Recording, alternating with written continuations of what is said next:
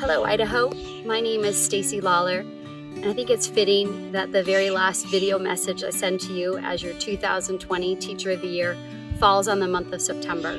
September just so happens to be Suicide Prevention Awareness Month. Majority of the videos that I have made this year, I talk about mental health and I direct it towards our students, teaching them how it's okay to not be okay, encouraging them to use their sources of strength in times of struggling, and also just how important it is to have that trusted adult. Today, I want to take a minute to talk to all of you parents, grandparents, and honestly, anyone out there who's got a child that they love. I know how incredibly hard it can be to have a conversation with your child about suicide. I understand the fear that grips your heart and places you into a spot of denial, because there's no way that your child could be thinking about ending their life. But it happens, and it happened to me. My conversation with my then 18-year-old son, Keegan, happened over a phone call when he was 6 weeks into his freshman year of college. What started out as a conversation where he wanted to tell me that he had wrecked his friend's car soon turned into a time where he was able to open up, and he told me for the first time the things that he'd been struggling with. I know this is the moment that I became one of those lucky parents, because Keegan was finally able to tell me what he'd been unable to tell me for many years.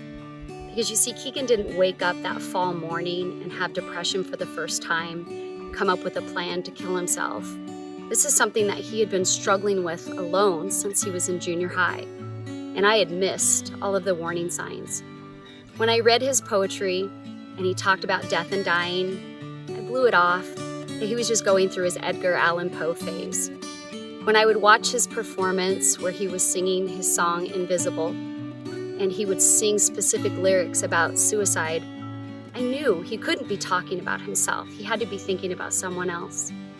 But the thing that was even the most frightening is that Keegan hid behind the laughter and the smiles. He used his acting skills to mask his depression. I called Keegan today because I wanted to find out his thoughts about this time in his life. He described it as a monster.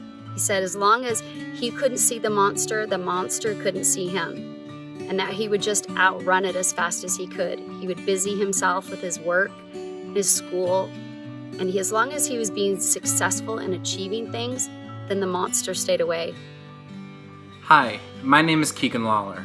Just now, and perhaps other times throughout the past year, you have heard my mom, Stacie, talk about depression, mental health, and suicide. Oftentimes, she's mentioned me, my time at Boise State, and my mental health issues. Almost 6 years ago, I called my mom to tell her I was depressed, suicidal, and that I had been for a long time. I had never thought that admission would come out after so many years of keeping my feelings to myself, but I couldn't have been happier it finally did. Right after contacting Mom, I was surrounded by people who loved me. Family and friends were calling and coming to visit to see how they could help. After moving back home to recover, I found a counselor and a psychiatrist that gave me the tools and strategies to deal with issues I'd previously thought unbeatable. In just under a year, I moved back out and enrolled in college. In the last 6 years, I've graduated with an associate's degree from North Idaho College and a bachelor's from the University of Idaho. I moved to Western Washington, just about an hour north of Seattle, where I now live and pursue my master's degree. I've gotten married, I've adopted 2 dogs, a cat, and a small handful of birds.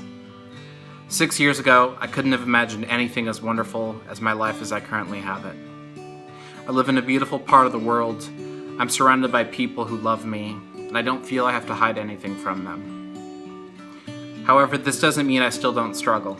Even in the last 6 months, as the world burdens the pain of a global pandemic, I've had to work hard to deal with the reality we all live in. The difference between now and then is my understanding of mental health, self-care, and support systems that enable me to deal effectively with issues that would have overwhelmed and debilitated me just 6 years ago.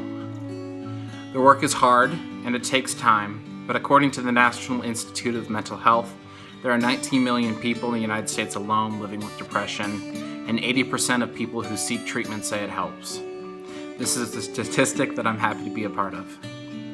So please, If you or someone you know or care about is thinking about suicide, ask for help from a trusted friend or family member, or call the Idaho Suicide Prevention Hotline at 208-398-4357. And make sure to visit the Idaho Lives Project website to learn more about youth suicide prevention. So what I have learned along this journey as a parent of a child who was suicidal is that if it can happen to my family, it could happen to anyone's. The best advice that I can give you parents, grandparents, and again, anyone else out there who just loves a child is to educate yourself about suicide prevention. The very first thing that I think everyone should do is take the QPR course. It stands for Question, Persuade, and Refer. QPR is a class that's designed to help parents understand suicide and give you the tools necessary if your child comes home one day and they tell you that they want to kill themselves. Please remember that as you struggle through these times, you do not have to do it alone. There are lots of resources. You just have to ask for help.